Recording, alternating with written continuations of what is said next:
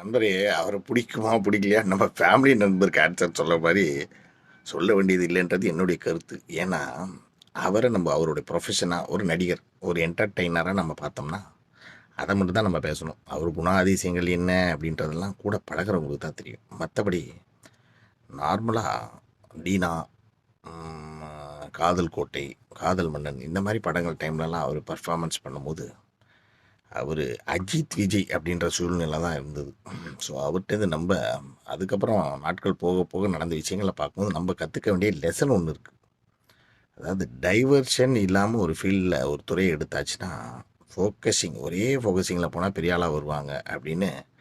அப்போலாம் மார்க்கெட் அதை விட கீழே இருந்த விஜய் இன்றைக்கி எந்த லெவலுக்கு போயிட்டாரு அப்படின்றத பார்க்கும்போது அந்த டைவர்ஷன் இருக்கக்கூடாது. நம்ம ஃபீல்ட்லையும் நம்ம ப்ரொஃபஷன்லையும் ஒரு லெசன் ஒன்று தெரியுது. அதாவது எது பிடிச்சிருக்கோ அதை முதலேருந்து கடைசி வரைக்கும் நம்ம அதையே செய்யணுன்றது என்னுடைய கருத்து.